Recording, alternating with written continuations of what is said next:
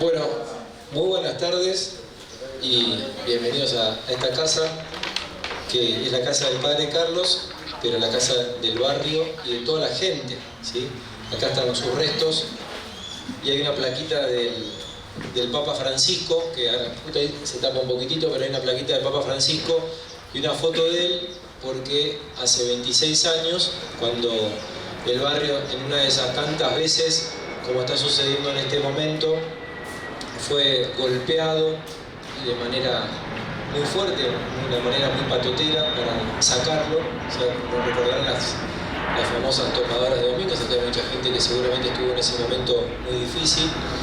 Y en ese momento de querer sacar el barrio, que los curas habían empezado una huelga de hambre, en ese momento en la curia, acá al lado de la catedral, que estaban Bergoglio intentando ver cómo frenar todo ese despelote, y ese momento durísimo, ¿no?, para el barrio, otra vez, como hoy estamos empezando a vivir ya hace un tiempo acá. En ese momento se le ocurre a Bergoglio hacer toda una movida, que sabía que no iba a ser fácil, de traer el cuerpo de Mujica al barrio. No solamente por una cuestión de que es donde tiene que estar, y además que Carlos en el cementerio de Recoleta no pegaba ni con cola, solamente por el apellido. Entonces Carlos Mujica, lo que hace Bergoglio, levanta el teléfono, y esto es contado por él, levanta el teléfono y se le ocurre en ese momento. La llama Marta Mujica, que falleció después de la pandemia, y le dice: Marta, te quiero hacer una propuesta, y la propuesta que vos tenés que autorizar, porque tenés que autorizar a un familiar, es devolver el cuerpo de Carlos al barrio. Y bien pícaro como era, le digo: no digas nada, pero es una movida que queremos hacer para frenar todo el despiole que hay en el barrio, que lo quieren sacar. Él interpretaba que si el cuerpo de Carlos llegaba acá, también iba a sumar, además de muchas acciones que habían de la iglesia y también de movimientos sociales, iba a frenar todo eso. Marta dijo: por supuesto. Y entonces empezó todo ese proceso con el padre Enrique Evangelista, que era el párroco, el padre Guille Torres, que estaba recién llegado al barrio, había llegado en marzo, esto fue en octubre. Costó un montón, porque obviamente se dieron cuenta de la picardía de Bergoglio. Muchos palos en la rueda, pero sin embargo se concretó, y fue uno de los aportes para que también el barrio continúe. Me parece que esa cabeza, esa lucha, ese pensar estrategias, es también de lo que hoy sucede. Hoy también hay estrategias, se piensan un montón de cosas, los documentos, las reuniones, hacer visible, muchos que con fotos, con videos, porque a veces que quizás uno lo escucha de afuera y es una cosita, cuando uno lo ve desde adentro es otra. Entonces, lo que sucedió hace 26 años atrás, bueno, hoy continúa. Es un barrio que sabe de luchas en estos casi 90 y pico de años, de 1930, así que es la villa más antigua del país, y tiene una historia gigantesca de vida, de lucha, y por lo tanto celebro mucho. Tu cuento, esto puede ser importante, pero es importante por lo que también acá se gestó, que es no perder la memoria, ¿sí? Creo que para mí el pecado más grande del ser humano, cuando uno habla de pecados, es perder la memoria, es olvidarlo, ¿no? Cuando olvidamos, es donde uno pierde. Y por eso les leo esto cortito, es un parrafito de un libro que está muy lindo, que se llama Padre Mujica, una vida para el pueblo. Son escritos de Carlos, que el año pasado se volvió a reeditar. Pato Garmarini colaboró ahí en esta reedición, y en este, que fue el primer libro, hay un texto de un obispo, Laguna, obispo de Morón, bastante controvertido, pero yo dije: qué raro que Laguna haya escrito acá. Y lo que dice es interesante, me parece que es interesante para este espacio que se genera.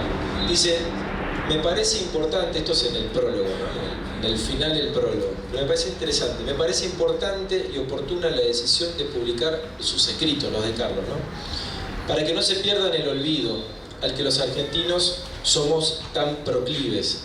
Esta figura de nuestro tiempo, apasionada, rica, también contradictoria, pero clavada finalmente en la fidelidad al Evangelio y a la Iglesia, yo diría al pueblo también, ¿no? Bueno, justo Oscar Laguna. En definitiva es esto, ¿no? algo que los argentinos somos muy proclives y que nos tenemos que cuidar, ¿no? De no perder la memoria, de no caer en el olvido. Me parece que generar este espacio, que es sumamente valioso, es justamente no caer en eso que considero uno de los males grandes, que es justamente no olvidar, ¿no? No olvidar. Si olvidamos, perdemos las raíces, la historia, y me parece que es importante, ¿no? Esto cortito. Siempre hablamos del padre Carlos Mujica, el padre Carlos Mujica, el padre Carlos Mujica, y está bien, perfecto, pero muchas veces olvidamos que el padre Mujica fue el padre Mujica porque tuvo un barrio, una comunidad que lo acompañó. Sin ese barrio y sin esa comunidad no era el padre Mujica, ¿sí?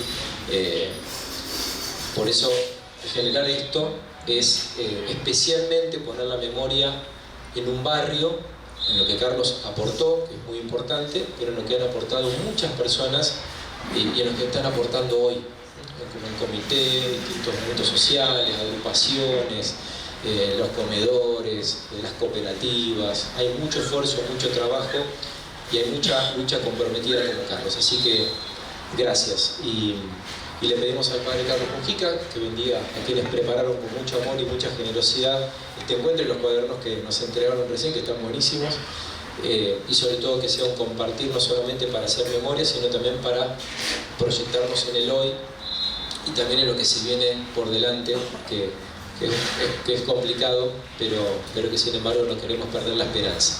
En el nombre del Padre, del Hijo y del Espíritu Santo. Amén. Bueno, muchas gracias. Yo me voy a sentar ahí.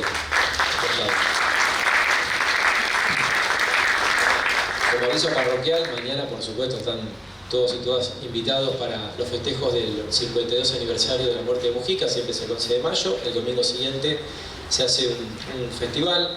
Desde las 10 de la mañana hasta las 3:30 de la tarde hay almuerzo incluido.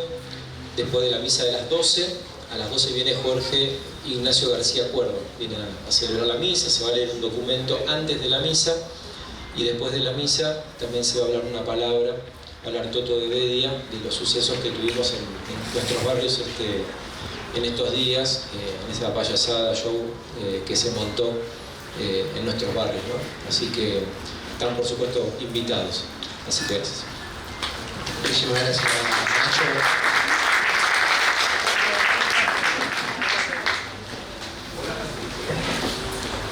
Hola. Bueno, en principio saludar y agradecer a todos los compañeros y compañeras que están en este momento presentes. Esto surgió un poquito cuando se cumplieron los 50 años del padre Carlos Mujica, el asesinato, el martirio de nuestro patrono del barrio. Y un poco lo que decía Nacho, ¿no? Ese espejo retrovisor que muchas veces no lo miramos. O sea, es importante tener ese espejo para mirar atrás, para saber hacia dónde vamos. Porque si no tenemos memoria, muchas veces nos volvemos a equivocar, nos volvemos a tropezar con la misma piedra. Y un poco es reconocer ese trabajo que muchos de los vecinos históricos de nuestro barrio nos dejaron a posta, ¿no? Porque la verdad que nosotros seguimos con la posta, agarrando ese trabajo colectivo que se vino haciendo en los barrios, porque acá había varios barrios, actualmente hay 10 barrios. 10 sectores tiene el barrio Padre Carlos Mujica.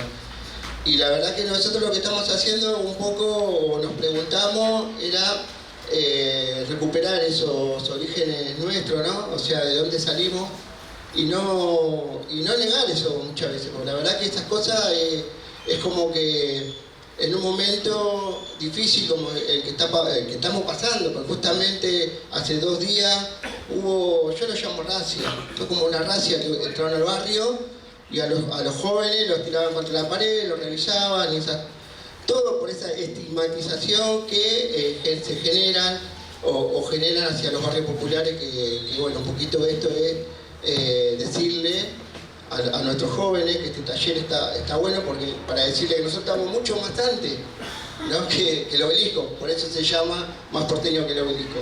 Bueno, nada más, un poquito de eso de la introducción. Bueno,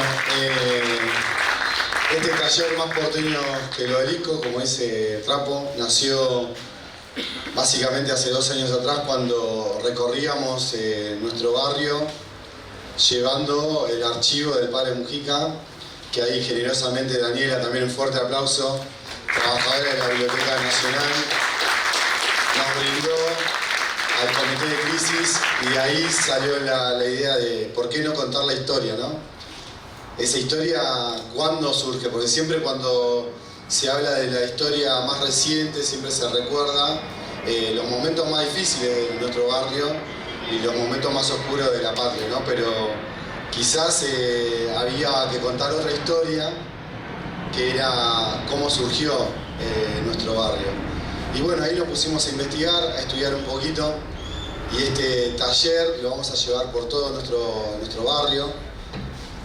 La clase que viene estaremos en el campito, así que después cuando se arme el grupo de WhatsApp vamos a mandar las indicaciones, y ahí ya tenemos, ahí si ven que están circulando un cronograma y también textos que van a estar en el taller de la semana que viene. Así que yo, pasá ahí, Lucas, queríamos por ahí arrancar. ¿Por qué contar nuestra historia? Y nos pusimos a escribir entre todos a ver cómo era esto de contar la historia de nuestro barrio. ¿Por qué contar nuestra historia? Nuestro barrio tiene memoria, de Gardel a Perón. Pero ¿quiénes son esos trabajadores y trabajadoras anónimos que vinieron de tierra adentro o cruzando el gran océano, buscando un futuro mejor para los suyos? Desde sus inicios, Villa Desocupación, Villa Esperanza, pasando por las dictaduras que nos bautizaron con números como si fuera que no éramos dignos de tener un nombre, una identidad, hasta que la lucha de quienes los habitamos nos dio el mejor nombre que podríamos tener, el del gran padre Carlos Mujica, hombre que dio hasta su vida por los vecinos de este barrio. Contar nuestra historia nos sirve para resguardar nuestra memoria de lucha, organización e identidad, y lo más importante, de vida. Una vida llena de riqueza cultural, en la que sin importar de dónde vengas, nuestro barrio acoge a cada familia haciéndola su tierra propia. Nuestro barrio lo hemos construido varias veces. Lo han hecho escombros y lo volvimos a construir una y otra vez, como empecinados en habitar una tierra prohibida que aún nos siguen negando, a pesar de leyes y derechos conquistados. Esta es nuestra historia. La historia de nuestra villa, nuestro barrio y, en definitiva, de nuestra ciudad. 100 años resistiendo el análisis de la oligarquía. Bueno, esa resistencia la vamos a transcribir en memoria, en lucha y en organización, hoy más que nunca. Bueno, bienvenidos al taller más porteño que el Obelisco. Ahora la profe Dani nos va a explicar la metodología de todo el taller. Hola, ¿cómo va? Bueno, qué alegría, qué hermoso estar hoy a la tarde acá reunidos, y bueno, esperamos que el taller pueda sumar a las luchas, como venían mencionando en el inicio de la mesa, que esto pueda también ayudar al proceso del presente, ¿no? Bueno, les cuento de qué trata. Hoy tenemos personas que especialmente vinieron a apoyarnos en el inicio del taller, pero para los que van a continuar a lo largo de los encuentros, van a ser 9. Vamos a arrancar con el primer módulo en el mes de mayo, 2 encuentros seguidos, o sea, este sábado y el siguiente, a confirmar con el grupo de WhatsApp. ¿Qué más les puedo contar? Vamos a rotar, como dijo Franco, por quien nos abra su espacio organizativo, educativo, para poder dar el taller. Vamos a trabajar con la metodología de la educación popular para que todos y todas y todos quienes participen sean protagonistas de lo que produzcamos en este acto de recuperar la historia y también generar contenidos en el presente, ¿no? Así que también por eso les recomiendo que nos sigan por las redes de Instagram del Comité de Crisis. Bueno, y los encuentros van a ser una charla especial con invitados, invitadas, como el lujo que tenemos hoy en esta mesa de inicio, y después va a haber un taller donde podamos recorrer fuentes históricas, audiovisuales, textos, va a haber que leer un poquito, va a haber que estudiar un poquitito. Es mucha la historia que tenemos para recuperar, así que vamos a viajar en el tiempo y vamos a fomentar un poco la lectura de estas fuentes para enriquecer nuestros conocimientos sobre la historia del barrio. Bueno, ¿y qué más tengo para contarles? Bueno, eso, vamos a tener un grupo de WhatsApp. Ya te querés, qué bárbaro. Bueno, y eso, manténganse atentos quienes quieren participar de todos los encuentros, inscríbanse y dejen su teléfono.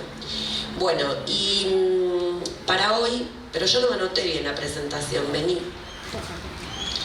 Para arrancar con la mesa de hoy nos parecía muy importante, como decía David, el nombre del taller, Más porteñas que el obelisco.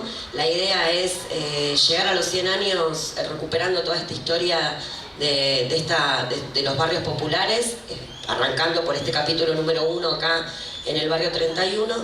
Y por eso trajimos a una compañera que ha militado en el barrio, que la conocí de muy joven, y durante 20 años estuvo haciendo su investigación para hablar un poco de los orígenes y también de los mitos que hay en torno a estas primeras experiencias habitacionales. Y el taller va a terminar arrancamos desde los 30 y terminamos para la democracia, prometiendo cómo continuar para capítulos posteriores el año que viene, ¿no es cierto, Franco? Sí, la otra vez estábamos discutiendo en el comité que vamos a hacer 2 charlas más que tienen que ver con las leyes de urbanización y villas y democracia, debería ser una cosa así. Bueno, para arrancar los vamos a recibir con un fuerte aplauso a Lucas Yáñez, profesor de historia, investigador del Centro de Estudios Históricos de Barracas, así que un gran amigo, un gran compañero y además un gran militante. Lucas.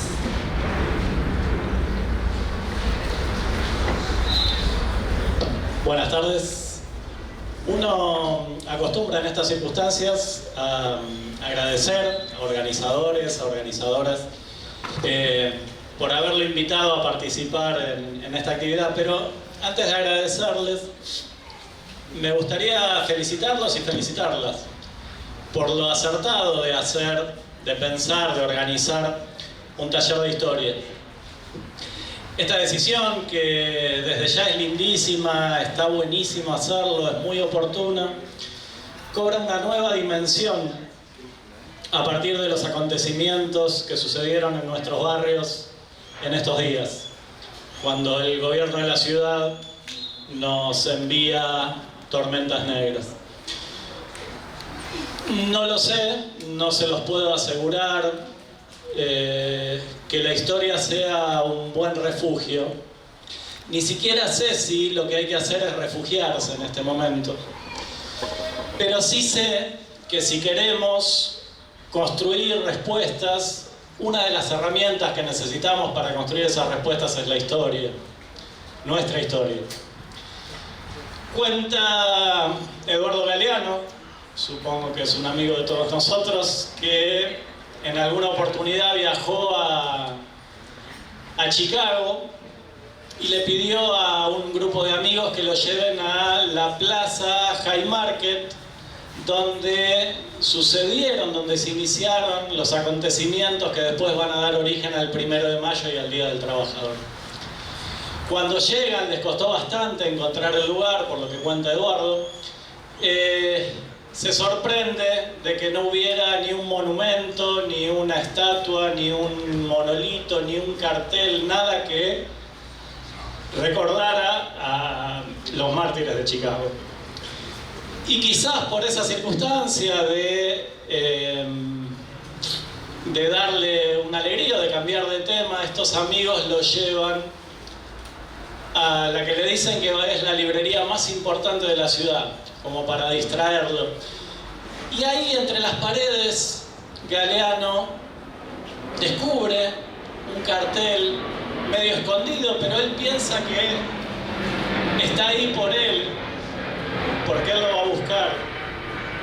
Y es un refrán africano que dice que hasta que los leones tengan sus propios historiadores, la historia de la cacería seguirá glorificando al cazador. dejando de lado cualquier analogía con Leones y con el gobierno nacional actual, este taller nos propone que seamos los propios habitantes de los barrios los que construyamos nuestra propia historia y la historia de este barrio. Así que felicitaciones una vez más por la decisión de hacer la historia y gracias, muchísimas gracias ahora sí por invitarme a participar.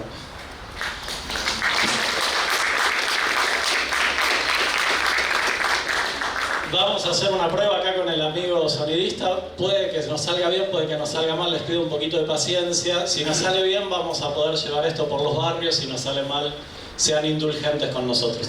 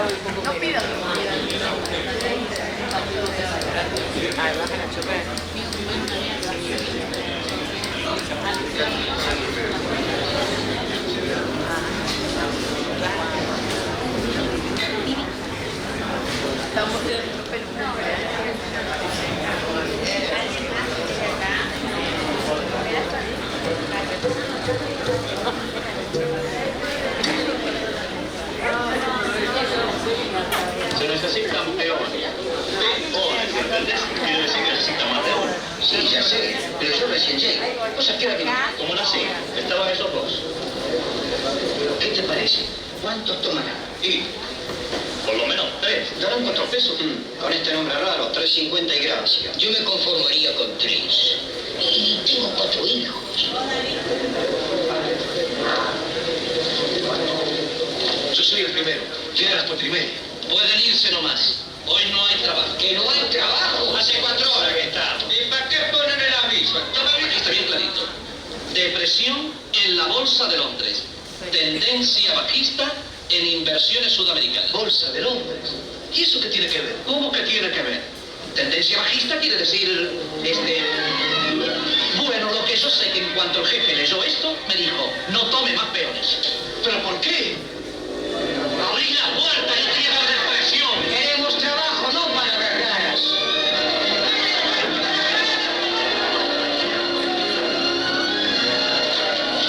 ¿De qué vale llegar primero?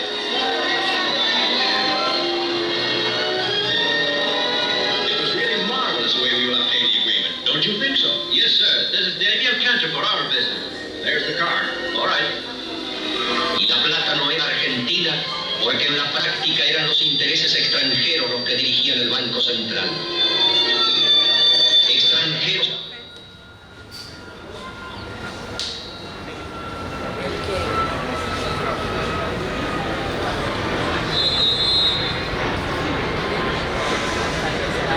Eran los teléfonos, extranjeros eran los ferrocarriles, extranjeros eran los barcos, extranjeros eran los elevadores de granos. Todos se lanzaban vorazmente sobre el trabajador, quien se debatía en desigual lucha contra tantos enemigos, de los cuales el más benigno quizás era la langosta, que se había adueñado de nuestro campo ante la indiferencia de los gobernantes.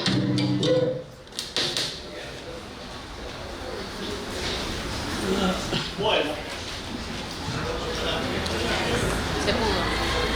¿Se escuchó? Bueno.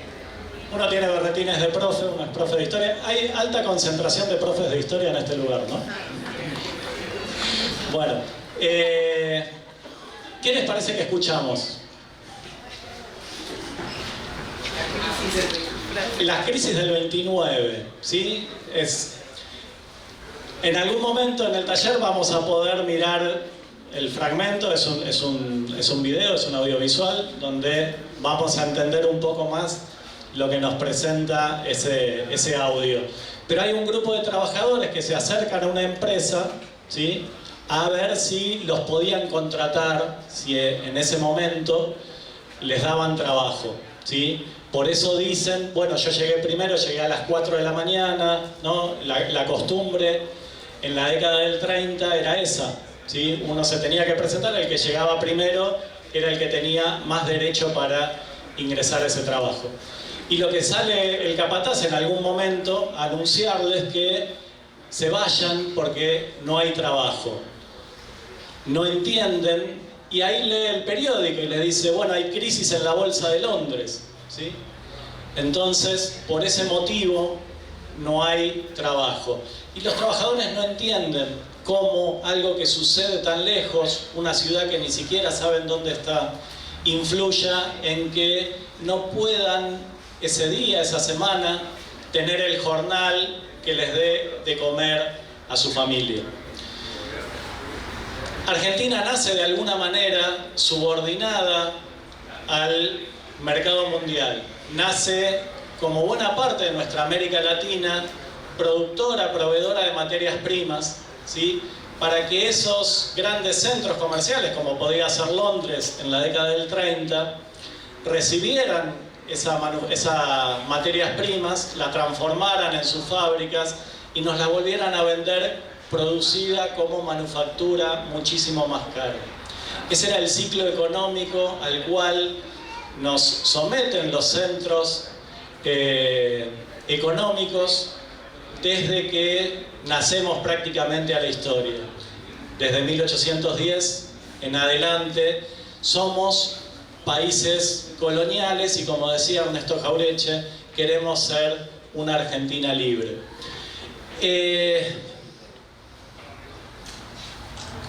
¿Por qué la década del 30? Porque en ese momento entra en crisis ese sistema económico, entra en crisis esa potencia económica que era Gran Bretaña, y se va a empezar a transformar o dar vuelta de alguna manera a ese lugar central que tenía Gran Bretaña para darle paso a la otra gran potencia que venía en alza, que era los Estados Unidos. En ese momento de crisis internacional, esa crisis repercute en la Argentina. Muchas de las empresas comienzan a recortar su capacidad de compra o de comercio con los territorios coloniales, digamos, o semicoloniales, como podían ser la Argentina y Latinoamérica. Y entonces lo que va a suceder es que aquellos trabajadores, aquellas trabajadoras que de alguna manera dependían de ese trabajo, van a ver recortada su posibilidad de acceder al mercado laboral. Estamos en momentos en los cuales hay muchísimas transformaciones. Si uno pensaba la manera de contar o la manera de entrarle a esta década del 30, porque le podemos entrar, podemos meternos, podemos abrir o pispear desde distintos lugares, ¿sí? Podemos pensar que en la década del 30 se produce el primer golpe de Estado en nuestro país, ¿sí? El 6 de septiembre es el primer golpe de Estado que tiene que ver con derrocar a un gobierno que había sido elegido democráticamente después de muchísimo tiempo, que había tenido que alternar, ¿no?, con otro sector de su mismo partido. Estamos hablando del radicalismo, estamos hablando de don Hipólito Yrigoyen, y en algún momento había tenido que alternar con un sector más oligarca, más bienudo de ese radicalismo, como era el de Marcelo T. de Alvear. Pero había logrado recuperar, había logrado volver nuevamente en 1928 don Hipólito Yrigoyen al gobierno. Y en 1930, hacia el 1 de mayo, Yrigoyen dice algo así como que es justo, iba a decir es justo y necesario, porque acá está el padre, pero dice algo así como que es justo que los trabajadores tengan su día y su fiesta, ¿no? Nosotros sabemos o interpretamos o hemos leído acerca de esa concepción de los gobiernos peronistas de los 1 de mayo constituir la fiesta del trabajo. Y en realidad el primero que plantea esta idea es don Hipólito Yrigoyen. Ese 1 de mayo de 1930 ya él propone que los trabajadores tengan su fiesta del trabajo. De alguna manera está preconfigurando este enfrentamiento que va a suceder con la oligarquía, ¿no? En manos de José Evaristo Uriburu, que va a dar el golpe de Estado, y quiere de alguna manera establecer esa alianza con los sectores del trabajo. En 1930 también lo que sucede es que se fusionan todas las centrales obreras y dan origen ¿a qué? A la CGT, la Confederación General del Trabajo, nace en 1930, en ese año, por esa época, por esas fechas. Todas las centrales de tendencia sindicalista, de tendencia socialista, de tendencia anarquista, se van a fusionar en esa central general de trabajadores. Pero también podemos entrarle por la cultura, por lo que sucede en esos años. Hoy venía de... uno no tiene que decir estas cosas porque es medio autorreferencial, pero yo les cuento lo que hice a la mañana. Fui a la Universidad Nacional de Avellaneda y había un homenaje a un gran poeta, a un gran escritor de teatro, a un abogado por los derechos humanos, Vicente Cito Lema. Y Vicente Cito Lema en algún momento decía que el arte no olvida ni perdona. El arte alumbra el mañana que va a venir. Y de alguna manera podemos entrarle también a la década del 30 desde el arte. Desde el tango, por ejemplo. ¿Qué sucedía mientras este audio que acabamos de escuchar, donde los trabajadores demandaban o querían conseguir trabajo y se les negaba porque pasaba algo en Londres y entonces entraba en crisis la economía nacional? Dice el tango Acuaforte: un viejo verde que gasta su dinero emborrachando a Lulú con el champán, hoy le negó el aumento a un pobre obrero que le pidió un pedazo más de pan. ¿Sí? Aquellos sectores de la oligarquía que eran capaces de no dar trabajo, de negarle ese lugar, ese puesto de trabajo a los obreros, ese mismo dinero lo despilfarraban en el cabaret a la noche, emborrachando a una mujer. Hay otro tango muy bonito, Pam. Trabajar ¿en dónde? Extender la mano, pidiendo al que pasa limosna. ¿Por qué? Recibir la afrenta de un perdón, hermano. El que es fuerte y tiene valor y altivez. Se durmieron todos, cachó la barreta, se puso la gorra, resuelto a robar. Un vidrio, unos gritos, auxilio, carreras, un hombre que llora y un cacho de pan. En ese tango, Pam narra la historia de este obrero que no tiene, quizás es uno de los obreros que escuchamos en ese audio con el cual empezamos esta charla, que producto de la necesidad de ver que no podía llevarle el alimento a su familia, decide tomar la peor de las decisiones, que es salir a robar, pero no robar dinero, robar un pedazo de pan. Y eso es lo que, o por eso es que lo van a condenar. Sin embargo, también esas historias o esos trabajadores, como decíamos, que logran unificarse en todas las centrales obreras y conformar la CGT, también se ponen de pie y también luchan. Al pie de la Santa Cruz, otro tango dice: declaran la huelga, hay hambre en las casas, es mucho el trabajo y poco el jornal. Y en ese entrevero de luchas sangrientas se venga de un hombre la ley patronal de aquel momento, ¿sí? La ley patronal de 1930. Los viejos no saben que lo condenaron, pues miente piadosa su pobre mujer. Quizás un milagro le lleve el indulto y vuelva en su casa la dicha de ayer. Los pies engrillados, cruzó la planchada, la esposa lo mira, quisiera gritar, y el pibe inocente que lleva en los brazos le dice llorando: yo quiero a papá. Largaron amarras y el último cabo vibró al desprenderse en todo su ser. Se pierde de vista la nave maldita y cae desmayada la pobre mujer.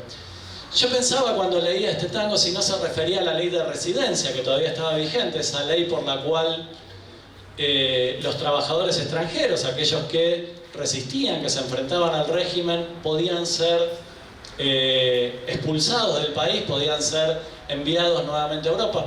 Pero también pensaba que quizás no es un extranjero, quizás es una persona argentina, un trabajador nacional, y se lo llevan en barco ¿a dónde? A Ushuaia, al penal del fin del mundo, a cumplir esa condena en la Tierra del Fuego. Uno viene de una barriada populosa también, obrera, proletaria como esta, de Barracas, de La Boca. Y en La Boca existe actualmente un lugar que le dicen el barrio chino. Quizás ustedes lo conocen, seguramente el arquitecto Cañaveral, que anda por ahí, lo ha transitado, lo ha caminado, y muchos de ustedes también. Alrededor de la Plaza Almirante Brown, la calle California, totalmente. Pero originalmente el barrio chino se llamaba, o le decían, la Tierra del Fuego. ¿Saben por qué? Porque ahí venían a recalar aquellos condenados que habían pasado una temporada en la Tierra del Fuego, en la prisión de Ushuaia. Ahí volvían, ahí encontraban refugio, ahí encontraban un pecho fraterno, como dice otro tango, entre sus compañeros socialistas, anarquistas, y ahí resistían. Como resistieron en ese lugar los intentos, tantas veces pergeniados por parte de la oligarquía, de ir a reprimir o perseguir. Ahí los obreros, los trabajadores se organizaban y sabían sacar, iba a decir de un determinado lugar, pero no, mejor no, porque hay menores. Sabían sacar, sabían expulsar a la Liga Patriótica, a la policía, a la Comisaría 24, a la Comisaría 26, cuando pretendían adentrarse en esas casas, en esos conventillos, y de alguna manera capturar o apresar a esos trabajadores. Estamos hechos de lucha. De alguna manera, la historia de nuestros barrios es la historia de los trabajadores, de las trabajadoras. Donde hay trabajadores, donde hay trabajadoras, hay lucha, hay conflicto. No le tenemos que tener miedo a la palabra, tenemos que hacernos cargo de esos conflictos, porque a través del conflicto es donde transformamos estas realidades. No sé cómo estamos de tiempo, David, vos marcás, si querés vamos redondeando, si no... por eso vamos a darle la palabra a Valeria y de alguna manera también plantear, por lo menos las ganas, si tienen después ustedes también, de poder hacer algún tipo de intercambio, algún tipo de debate, algún tipo de pregunta y respuesta, para poder enriquecer un poco este pequeño taller. Les agradezco una vez más el que nos hayan escuchado y nos hayan invitado, y vamos con Valeria.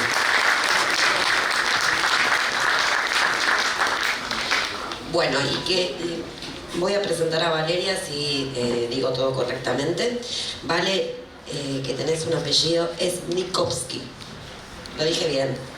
Bueno, ella, como les decía, es doctorada en Historia en la Facultad de Filosofía y Letras de la UBA. Es profesora de la Maestría de Historia de la Vivienda en América Latina en la FADU, de la UBA también, o sea, una universitaria. Un aplauso para todos los universitarios también que la están pasando. Vamos ahí. Y es investigadora del CONICET y autora de un librazo que lo tenemos acá, y que esto, mírenlo bien porque lo vamos a trabajar todos los encuentros, vamos a estar leyéndolo, mirándolo. También se puede conseguir en internet. Ahí está. Bueno, un aplauso para Vale y te paso la palabra. Bueno, muchas gracias Dani por la presentación, por la invitación, a David, a Franco, a todo el comité de crisis, que la verdad que este es un momento crítico, entonces, bueno, bienvenida a la historia, pensar sobre el pasado, en este momento donde es tan urgente buscar soluciones. Y acá, con el libro de Juan Gutiérrez, esto a mí me emocionó mucho porque es de las primeras cosas que leí sobre historia de los barrios cuando cursaba la carrera de historia, y el tema no existía en el pasado argentino, el tema de la historia de los barrios, con las experiencias de lucha, de organización, tan aceitadas que había. Este libro es especialmente valioso porque es de los primeros testimonios que recupera esa memoria. Entonces, felicitaciones. Bueno, ahora no consigo dejarlo de Luchito ahí. Gracias.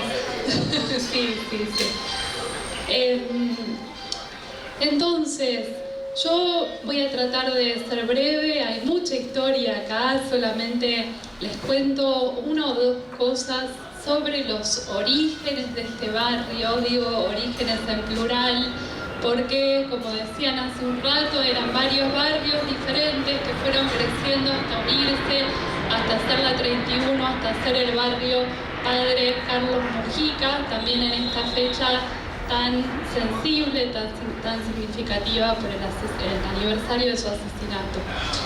Entonces les decía orígenes en plural, podemos pensar en los antecedentes. El principal antecedente de este barrio es de la década del 30, recién tuvimos un contexto hermoso, vívido, sobre cómo fue esa gran depresión, esa crisis mundial, y cómo juega en nuestra vida, ¿no? Cómo llega esa crisis mundial del 30 acá, a este barrio, porque en ese momento donde las tasas de desempleo eran inéditas, nunca antes había habido esos niveles de desocupación en ese momento. Entonces se forma un barrio en la zona del puerto, entre Puerto Nuevo y Palermo, entre la última dársena del puerto y el Club de Pescadores, bordeando el Río de la Plata.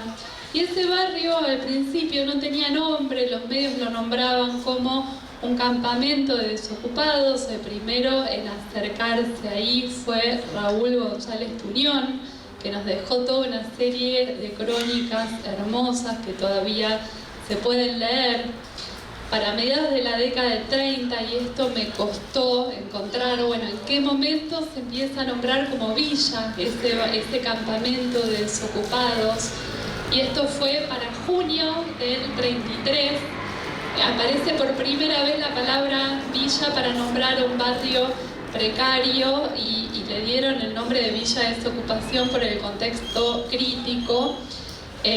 Y a partir de ahí se fueron acercando, además de Tuñón, también Roberto Art, también Gardel, como decían, más porteños que el obelisco, esto antes que se construyera el obelisco. También hay tangos, hay obras de teatro sobre ese barrio, se escribió muchísimo. Estuvo el presidente de ese momento, de la década infame, Agustín P. Justo, estuvo acá en Puerto Nuevo, en Villa Desocupación. También su hijo, Liborio Justo, que le había salido un hijo más combativo.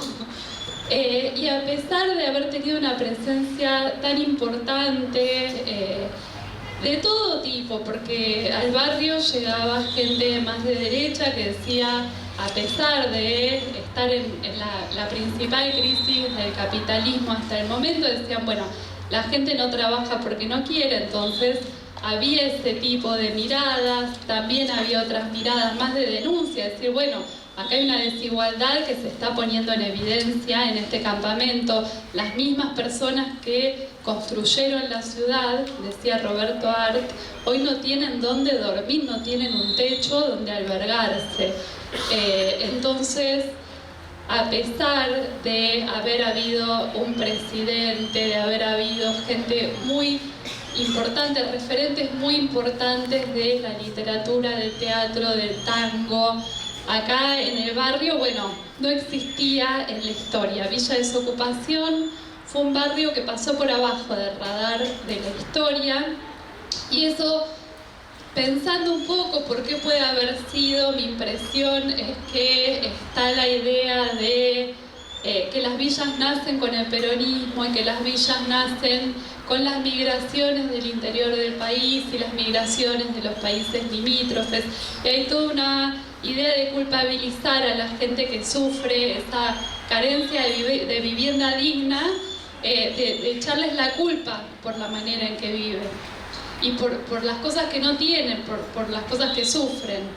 Entonces, esta Villa Desocupación va a contramano de esa narrativa, porque nos muestra que los habitantes de la primera villa de Buenos Aires, la primera nombrada como villa por lo menos, eran europeos, eran rubios de ojos celestes, principalmente de Europa del Este, eran inmigrantes que mayoritariamente eran varones que se habían quedado desempleados, les decía, en ese contexto de la Gran Depresión.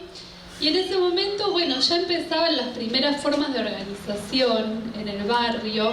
Se formó un comité de desocupados, así como acá tenemos el comité de crisis en la década del 30. Este comité tuvo la idea de encuadrar sus luchas en el marco del movimiento obrero organizado, con vínculos orgánicos con la CGT, con vínculos con el Partido Comunista, con el Partido Socialista. Hubo una vida política muy intensa en Villa Desocupación durante durante la primera mitad de la década del 30, porque en 1935 el barrio fue desalojado definitivamente, no quedaron rastros del barrio, pero por ser este lugar de la ciudad, un lugar con tantas fuentes de trabajo, tan nodal en términos también del transporte, bueno, se volvió a poblar rápidamente y para fines de la década del 40 empezó a poblarse por sus dos extremos, por sus dos puntas. Por eso David decía hace un rato, acá había distintos barrios, sigue habiendo distintos barrios, por más que a veces se conozca todo como un conjunto a partir de un número o un nombre, pero acá el barrio empezó a formarse por el norte, en la zona de Saldías, en Recoleta, y por el sur por inmigrantes, por el barrio de Los Tanos.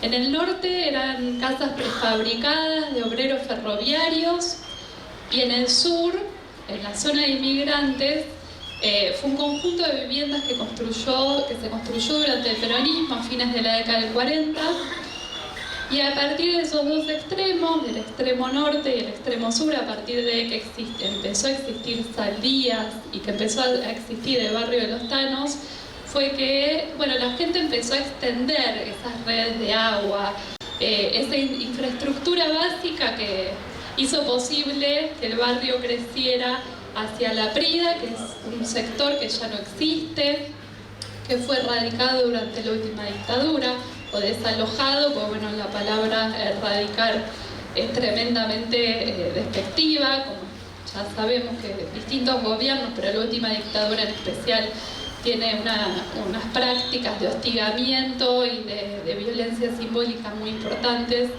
La Prida, YPF, Comunicaciones, Güemes, los distintos barrios que hicieron que se unieran esos dos extremos, el extremo sur y el norte, para dar lugar a un conjunto que primero se llamó 31, hoy Barrio Padre Carlos Mujica. Y para extender esa infraestructura de una punta a la otra, para que todo el mundo tuviera acceso al agua, porque ya sabemos que primero había canillas públicas, que eso implicaba, bueno, ir a hacer filas a la madrugada para conseguir el agua, para conseguir la luz, todo lo que se hizo comunitariamente, todo ese trabajo colectivo que llevó décadas. Para eso fueron centrales las comisiones vecinales.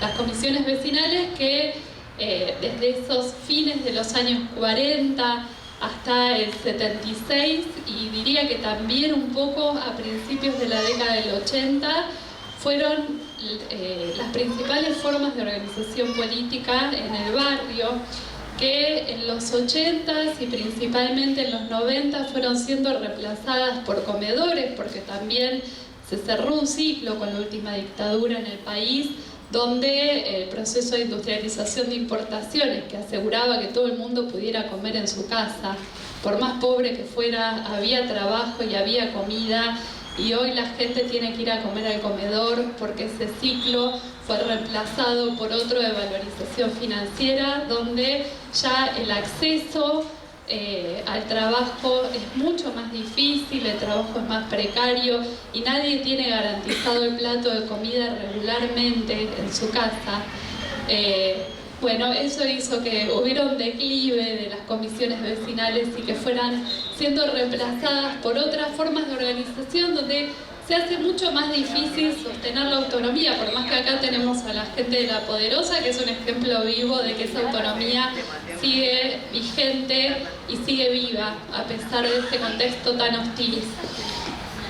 Entonces, les decía, para extender esa infraestructura fueron claves las comisiones vecinales, pero también hubo otras formas de organización. Acá las mujeres tuvieron un papel importantísimo con los clubes de madres, las comisiones de madres, todo lo que era tareas de cuidado en colaboración con otras vecinas, que bueno, como en el presente sigue pasando, que las mujeres se ponen al hombro una cantidad de luchas que a veces son invisibles, pero que son centrales para mejorar el día a día acá en la 31 y en otros barrios de la ciudad.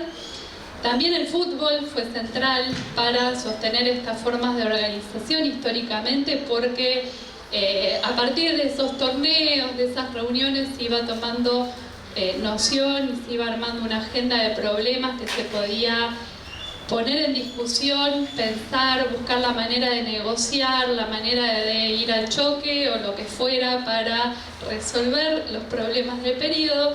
Y por supuesto también, bueno, las primeras capillas de los barrios. Acá es una emoción estar en Cristo Obrero, pero bueno, las primeras capillas como Nuestra Señora del Puerto, los distintos espacios de la iglesia también fueron muy importantes históricamente para que el barrio pudiera acceder al agua, a la luz, a todas estas obras que hacen que el día a día sea mejor y más amigable, ¿no?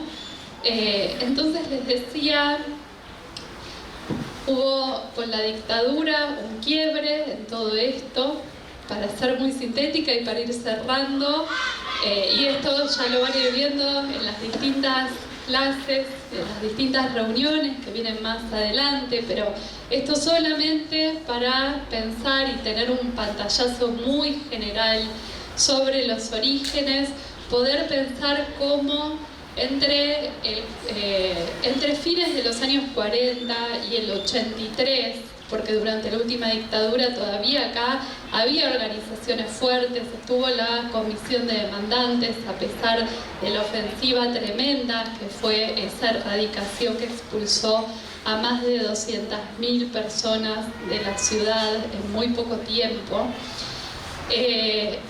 Y se corta, hay un corte durante la última dictadura que abre un nuevo ciclo.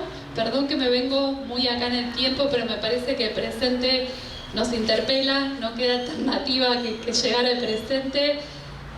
Y con la vuelta a la democracia se abrió un ciclo donde, si bien el trabajo se fue precarizando, los niveles de desempleo fueron creciendo como nunca, el hambre ocupó el centro de la escena también como nunca antes en la historia de los barrios, y las solidaridades se fueron también siendo un poco golpeadas, ¿no? Porque no es lo mismo tener como vecinas, vecinos, a compañeros de trabajo con estas rutinas que tenían que ver con el taller, con el puerto, con el ferrocarril, bueno, a un mundo donde todo es más precario y el día a día es más precario porque ya el trabajo no organiza esas rutinas.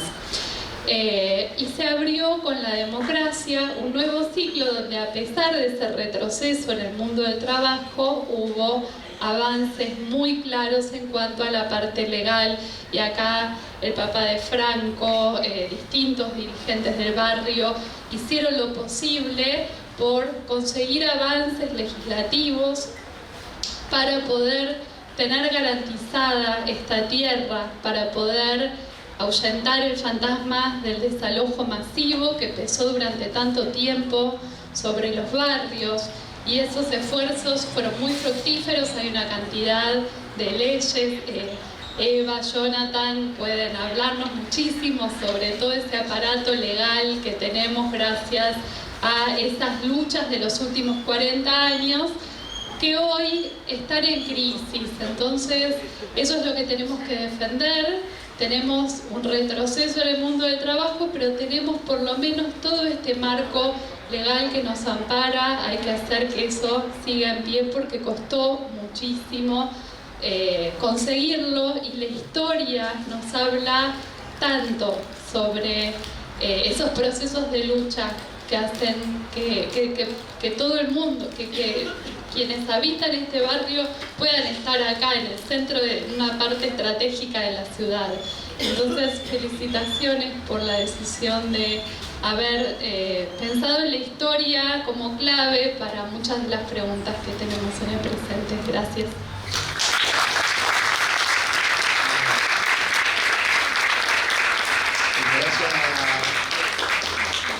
Gracias a Ángel por la participación. Este es un comienzo, como dijimos recién. El taller hoy comienza y bueno, ahí un poquito voy a leer, porque después queremos que haya una participación también de los invitados. Un fragmento que tiene que ver un poco, ¿no? Como es como un ciclo que decía recién, porque volvemos otra vez de donde salimos, volvemos otra vez al mismo lugar, no avanzamos, es como que todo el tiempo. Bueno, hay una frase de una compañía que dice que la lucha de los pueblos no son lineales, siempre tiene avance y retroceso. En este momento estamos como tomando el guión para avanzar, ¿no? Con estas embestidas que hay diarias de este gobierno que no reconoce a una población que está mucho más antes que su ícono, como decimos, el obelisco. Voy a leer un fragmento de un libro que se llama, el libro es Prohibido Vivir Aquí, y me gustó un poco, lo leí, me gustó y bueno, lo traigo y lo comparto. ¿Cómo hacen los vendedores ambulantes que proceden de la marginalidad para sobrevivir con los pocos centavos que recolectan? ¿No? Esa es una pregunta. Este es apenas uno de los misterios de la economía marginal de las ciudades latinoamericanas. Si se reemplaza la idea particular del vendedor ambulante por una realidad más vasta, la de las villas miserias, el interrogante, solo supuesto, es aún mayor. Las villas miserias capitalinas han sabido sobrevivir a todos porque son parte inherente de una historia económica y social dinámica. Imposible de aislar y aniquilar en los laboratorios. Son también parte de la vida de la ciudad, parte de su fuerza laboral, aun cuando la ciudad quiera verse blanca, bonita, pulida, moderna y eficiente, y aun cuando pretenda quitarse de encima el problema de las villas. Ese planteo de las villas como problema data por lo menos de medio siglo atrás, y buena parte de las políticas oficiales, cuando para solucionar el problema impulsaron la erradicación, fracasaron. Es un poco lo que decía Valeria, cómo hay una estigmatización a estos trabajadores marginales, ¿no? Que viene el gobierno, le tira el café, le tira la medialuna, le tira todo, le secuestra las cosas. Quieren taparlo, ¿no? Con una ciudad que quieren ponerla, la quieren pulir, la quieren dejar como brillante, escondiendo su esencia, que somos los que habitamos en ella. Nada, ese es el fragmento un poquito del libro, Prohibido vivir aquí.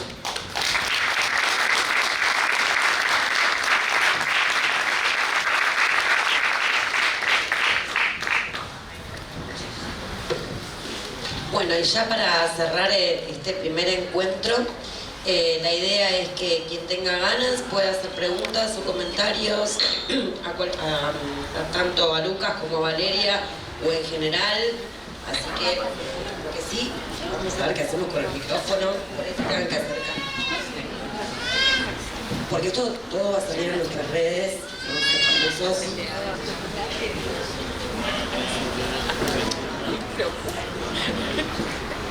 Buenas tardes, gracias por la invitación y gracias por los honores, ¿no?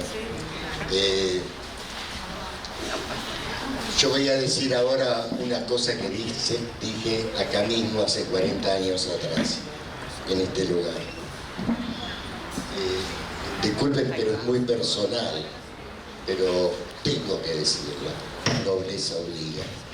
En el 86 yo ya era cura en Ciudad Oculta de Matadero, la Villa 15, barrio General Belgrano. Y en uno de los tantos encuentros yo vine a pedir, no sé, perdón, disculpas. Yo nazco en el 53, 1953, ahora tengo 72 años. Y mi familia era muy gorila, tremendamente gorila. En mi casa se hacían los montes militares, todo, ¿no? Es más, mi papá era presidente del Partido Revolución Libertadora. Yo crecí en medio de todo eso. La Libertadora, la canción de la Revolución Libertadora. Por el lado del colegio era de la línea más azul, de la extrema derecha. Miren qué suma, ¿no? Mi vida era más bien democrático, liberal, venía de la corriente radical, etcétera, etcétera. Y del lado del colegio era la ultraderecha de la iglesia. La famosa, cuando decimos la dictadura cívico-militar, y ahora le están agregando y eclesiástica. Bueno, yo era un pibe, bueno, no tan pibe, ingresé a la Facultad de Filosofía, seguía siendo un militante de la derecha. Para mí era algo mesiánico. Había que cuidar la familia, la propiedad, la patria, Dios, el hogar, y era un militante. Por lo tanto, para mí, Mujica era el demonio. El demonio. Los villeros, todo, eran, no sé, gente aberrante. Yo era de esa oligarquía. Yo, es más, aunque viví un gran tiempo en Palermo, pero el Pepe vivía a pocas cuadras de acá. Yo era del barrio norte, igual que Carlos, ¿no? Que vivía en Heliobes, a poquitas cuadras. Por eso que para mí Carlos siempre fue una sombra. La sombra, vos vas caminando y está ahí al lado. Está ahí al lado. Es lo más cerca que tenemos de nosotros mismos. Y yo lo perseguía a Carlos, porque nosotros teníamos una militancia ideológica. Hoy niegan de que sea ideológica. Esto que está sucediendo en los barrios es esencialmente ideológico y cultural. Son los negros, aunque había rubios, como dice Valeria acá, ¿no? Pero son los negros, los villeros, la mucama, este y lo otro.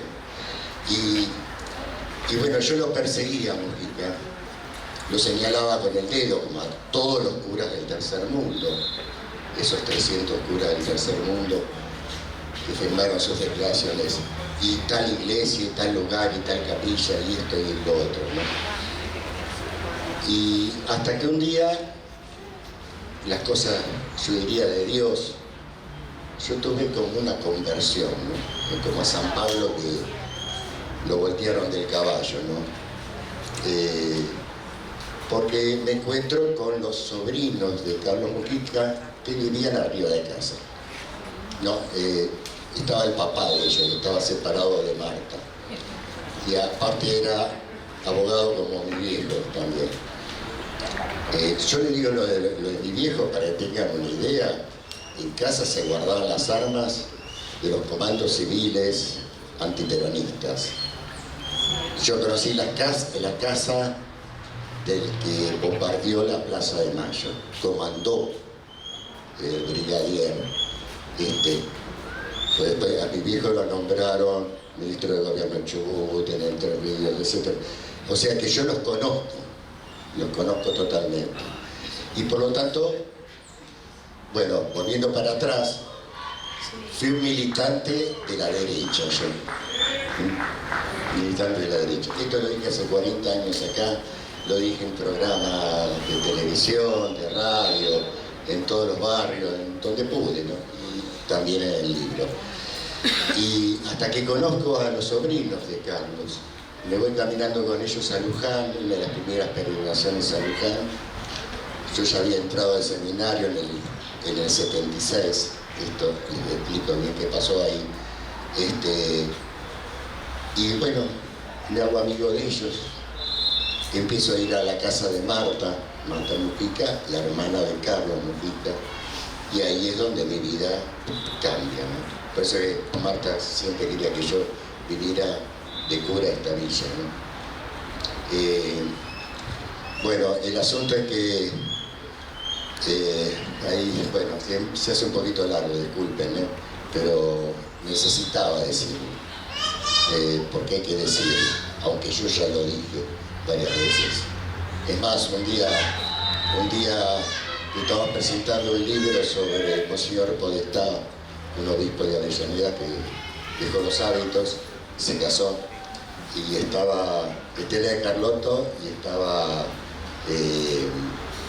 el abogado, ahora no, Zaffaroni. Y yo le digo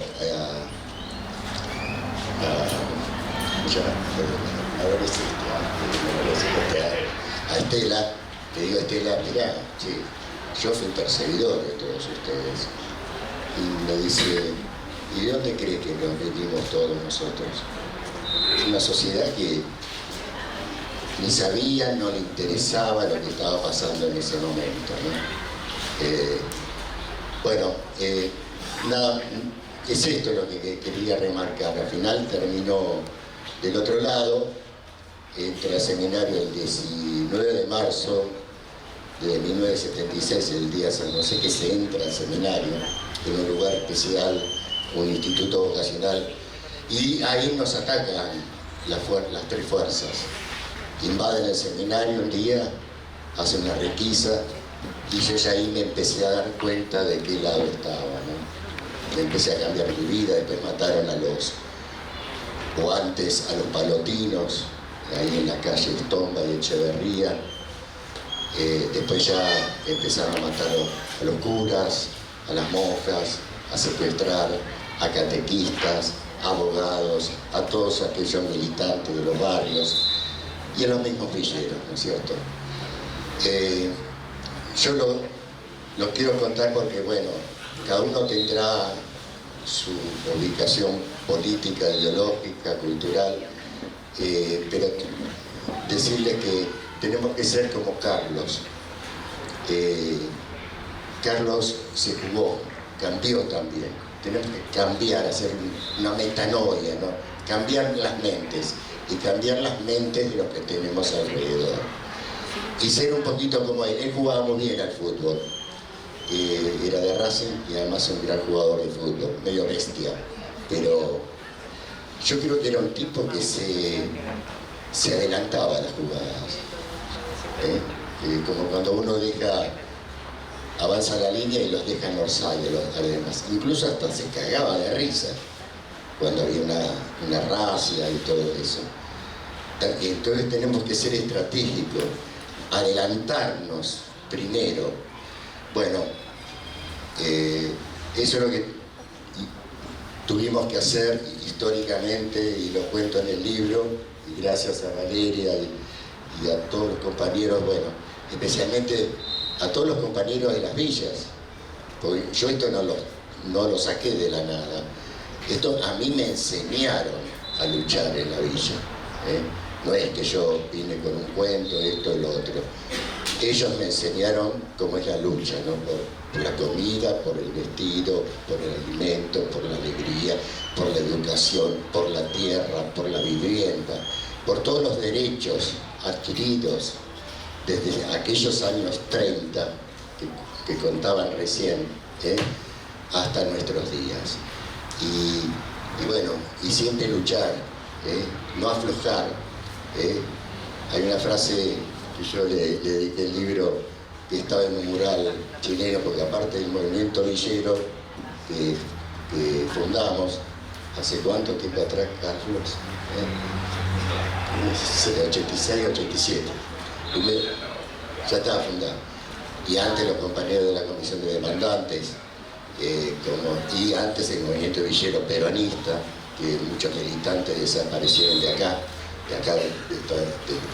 de estos barrios, especialmente de la 31. Ganaremos nosotros los más sencillos, ganaremos. Aunque tú no lo creas, ganaremos.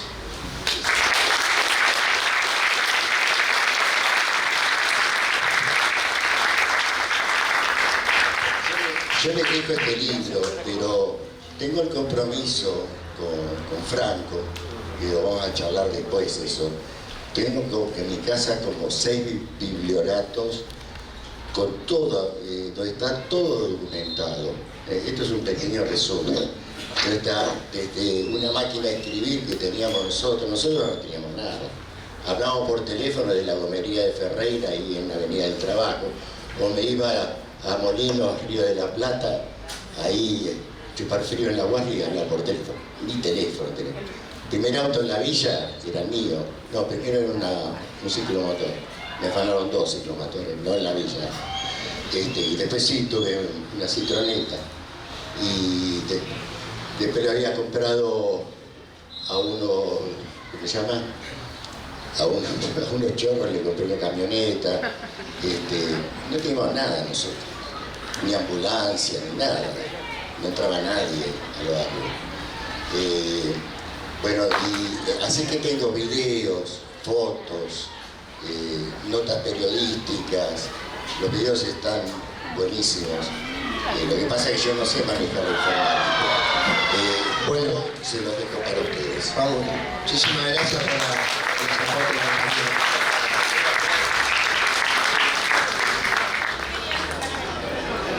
Ahí la compañera. Bueno, nada, muy bueno el taller. Escuché ahí un poco las palabras de los compañeros que hablaron de la crisis del 30, del 1 de mayo, de Irigoyen, de cómo se fusionó la CGT también en el 30, de los tangos que contaban las realidades de la época. Nada, la verdad, los libros que inspiran obviamente la lectura. Del 33 que aparece la palabra villa, como dijo la compañera acá Valeria. Y nada, me interesó un poquito ahí en el 35 que contabas, Valeria, que la villa fue desalojada definitivamente. Nada, a mí me interesa esa parte de la historia. No sé si te podrás explayar un poquito y contarme de qué manera pasó, cómo fue el proceso. Eso sí es algo que a mí particularmente me interesaría conocer un poco más. Bueno, muchas gracias por la pregunta, porque esto me da pie también para pensar cómo conocemos esta historia. Y es gracias al padre José María Meseiheier. Él fue el padre Pichi.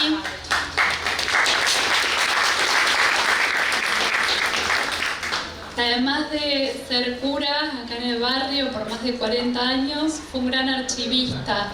Y cuando dejó la capilla, que igual venía y seguía muy activo acá, se ocupó de sostener el archivo. Ahora el archivo se mudó a Córdoba porque lamentablemente, bueno, era difícil de sostener. Pero él guardó un librito del comisario de la seccional que estuvo a cargo del desalojo, y esa fue la primera fuente que conocíamos de Villa Desocupación o Villa Esperanza, como se conocía. Vino acá a La Montada, bueno, la policía, por una orden judicial del juez González de Gowland. Ahí tenemos todos los datos en este libro que guardó Pichi en su momento. Y a partir de esa punta, bueno, pude ir viendo un poco más, ¿no? Hubo una Junta Nacional de Lucha contra la Desocupación en la década de 30, hubo distintas juntas reguladoras, porque a pesar de ser una dictadura liberal y con todos los problemas que tenía, se creía en una intervención fuerte del Estado, porque justamente a partir de la crisis de 30 se había puesto en evidencia que dejar a los mercados al azar y libres, que regulara todo, era inviable. Entonces estaban todas estas juntas reguladoras. Una fue la Junta Nacional de Lucha contra la Desocupación, que tuvo como principal medida, bueno, ver qué hacer con estos desocupados de Puerto Nuevo. Fue la primera preocupación de la Junta. Después también había ideas de llevar gente a otras provincias, pues estaba todo muy concentrado en Buenos Aires, pero había una idea de repensar esta concentración demográfica en la ciudad de Buenos Aires, de buscar la manera de resolver el problema del desempleo, y con una lógica asistencial, además de represiva, obviamente, porque la pata represiva estaba en ese desalojo con la policía, pero se llevó a estos hombres solos, sin familia, que venían de Europa del Este, a una serie de galpones.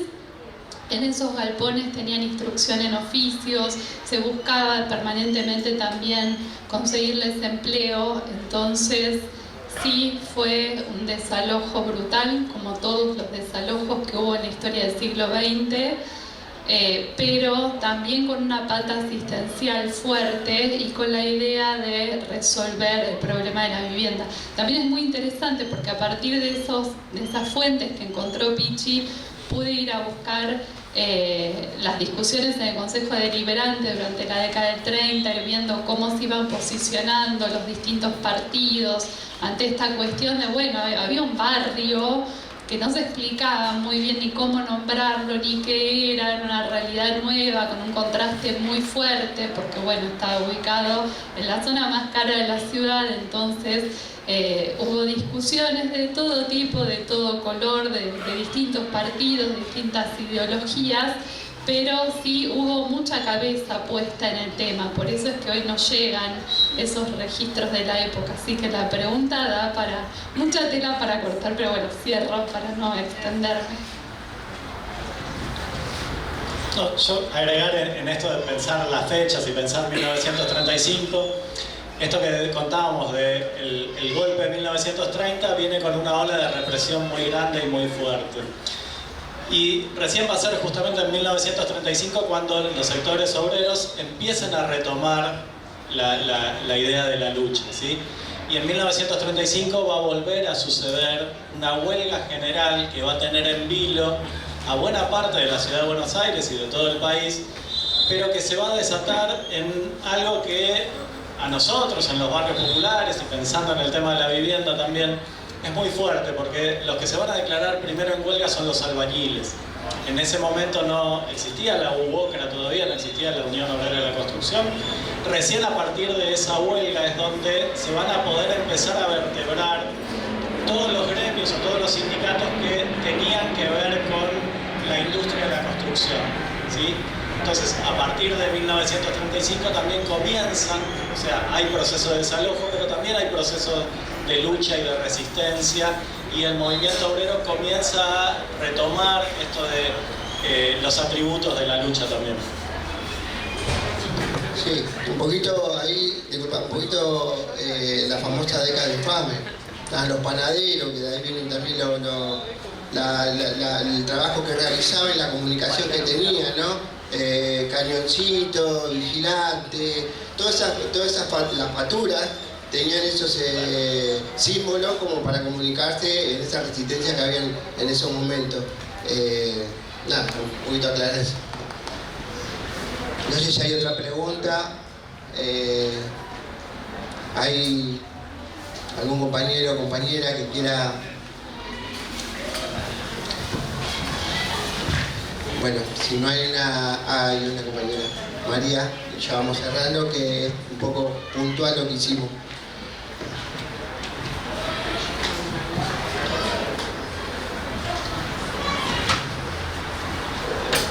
Bueno, en primer lugar, celebrar que ocurra esto hoy acá, en este lugar, donde descansan los restos del padre Mujica, justamente a nada del aniversario de su martirio, ¿no? Una persona que nada, tanto le pedía a Dios de darlo todo por nosotros, lo terminó haciendo. Independientemente de eso, también da la casualidad, después de presentar este taller, después de lo que pasó el día jueves en distintos barrios populares, donde cada acción que organizan las masas villeras terminan siendo reprimidas por el gobierno de la ciudad. Nada, mientras lo escuchaba a cada uno de ustedes, se me ocurrió que quizás después que termine el taller, pensar algún tipo de proyecto audiovisual donde se pueda mostrar la historia de la 31, que quede un corto documental o bien una película para poder demostrar que la Villa 31 tiene resistencia como cualquier otro lugar popular de la Argentina. Eso, gracias. Perdón, agrego,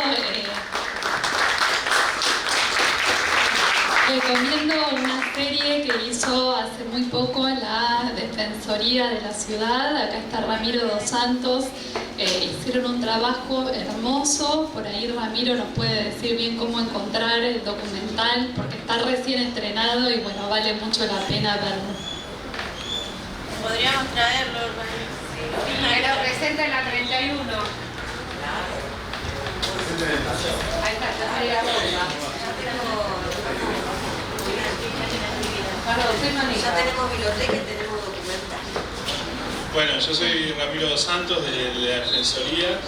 Felicitarlos a todos ustedes, a todos los compañeros, todas las compañeras por, bueno, David, Franco, bueno, a todos, me imagino un montón de gente trabajando en esto y yo sé lo difícil que es organizar estas cosas en los barrios populares, todo el trabajo que les lleva. Justamente comentaba Valeria, nosotros en la Defensoría hicimos un trabajo que está publicado en nuestras redes sociales, en la página web del Ministerio Público de la Defensa, es de libre acceso, hay una publicación de libre acceso, más focalizada en las villas durante la dictadura, ¿no? Y bueno, la Villa 31, barrio Padre Carlos Mujica, mejor dicho, tiene una gran historia de resistencia, fue los militares justamente durante la dictadura quisieron erradicarla de manera violenta, y desapariciones, torturas, es una historia muy negra, el periodo más oscuro de la Argentina, y bueno, y acá hubo un gran foco de resistencia, con lo cual lo felicito porque esto, en una época donde las villas, los barrios populares otra vez son estigmatizados, discriminados, como si fuera un delito ser un habitante de un barrio popular directamente, ¿no? Entonces este trabajo que hacen ustedes se convierte en un trabajo de resistencia, de reivindicación, de lucha. Casi 100 años de historia tiene el barrio, entonces algo fundamental. Así que de mi parte, bueno, felicitarlos, alentarlos y bueno, y también de la responsabilidad nuestra de la Defensoría, a disposición de todos ustedes para cualquier cosa que necesiten y que nosotros podamos apoyar, para difundir, para llevar esto a otros barrios, para intercambiar eso a disposición de todos ustedes. Y bueno, gracias siempre por tenernos en cuenta y invitarnos. Así que muchas gracias.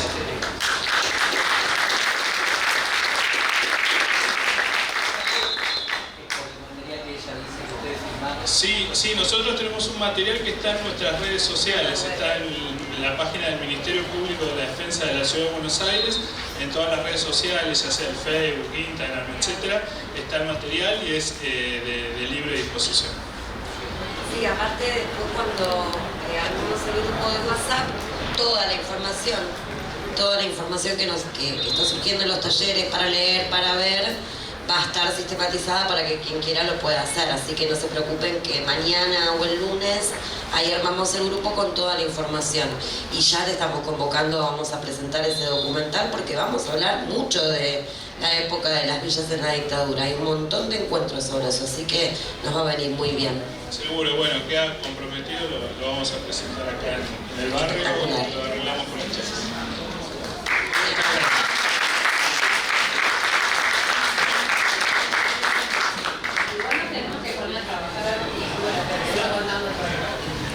Van a estar todos los materiales biográficos, videos y todo lo que el cronograma de estudio van a estar, lo vamos a pasar por WhatsApp. Estaría bueno que se anoten para que esa información le pueda llegar a cada uno. Y esto, la idea es que sea itinerante, que se pueda pasar por todos los barrios. La verdad que esto es un comienzo. Y la verdad que estamos contentos porque es lo primero que es el primer taller de historia y sinceramente lo estamos haciendo con un esfuerzo propio, bueno, la compañera que trabajó, la invitación de los docentes que vinieron, investigador, investigadora. Y nada, esto es el comienzo, así que esperemos y queremos hacer un reconocimiento a los que tengan un 75% de asistencia, lo vuelvo a decir, lo voy a subrayar, va a haber un reconocimiento para esos compañeros y compañeras. Así que, bueno, ahí le dejo a la compañera si quiere decir la última palabra, vamos cerrando. Franco Bení, que también, acá está el compañero también que fue parte de Gabriel Bautista, que también le puso garra. Bueno, yo muy breve para cerrar. Ayer, hablando con el Pitu Salvatierra, nombró mucho la palabra deshumanización para ver la película de todo lo que viene pasando estos 2 años. Y medio desesperado volví a casa buscando algo de Mujica, que estaba con el librito Peronismo y Cristianismo, que lo recomiendo mucho. Así que voy a leer un párrafo muy chico para cerrar. Dice así: humanizar es evangelizar. Lo que pasa que no es evangelizar integralmente. Evangelizar integralmente es hacerle ver al hombre que debe vivir con plenitud todos sus valores humanos, pero que está llamado a trascenderlos, a asumirlos en un nivel superior, que es el nivel divino. El hombre tiene un destino divino. Por eso, cada ser humano, aunque esté borracho o sea un ladrón, es un ser con potencialidad divina. Y si es un desheredado, si vive en una villa de miseria, lo tengo que amar mucho más. Me tengo que preocupar mucho más para que deje de vivir en un tugurio y pueda vivir con un trabajo para que sea creador, para que pueda participar efectivamente en el poder, para que gobierne a través de aquellos que realmente lo representan y sobre todo porque es un hijo de Dios. Gracias. No sé por qué, pero leer acá es un poco complicado. Me puse nervioso y bueno, cuesta, pero bueno, hay que romper esto. Muchísimas gracias a todos. No sé si los compañeros quieren decir la última palabra o algo. Bueno, acá nos piden una foto. Bueno, están todos anotados los que van a participar del taller, todos los encuentros, ¿no? Si no, seguimos anotándonos ahí en la mesa, esperen el grupo de WhatsApp y vamos a confirmar si el sábado que viene seguimos con el módulo número 1 de este taller que está arrancando con todo. Y sería a las 15 horas. Vamos a estar trabajando con el periodo histórico 1930 a 1955, continuando lo que hoy empezamos. Y va a ser en el Campito, en el programa, ojo que yo puse Bachillerato Chejolán, pero me equivoqué. O sea, después por WhatsApp vamos a pasar bien la dirección y el lugar. ¿Sí? Bueno, y nada más, ¿no? Para la próxima. Bueno, un aplauso entonces para todos. Hay que agradecer las tortas fritas que estaban por ahí, a esta Carmen. Las compañeras estuvieron trabajando desde ayer. Acá está Carmen. Fuertes aplausos para Carmen. Le pedimos a todos los compañeros del comité, los vecinos, invitados, todos vamos a sacarles una foto acá, al lado de donde descansa el padre. Fuerte ese aplauso para más porteños que el obelisco.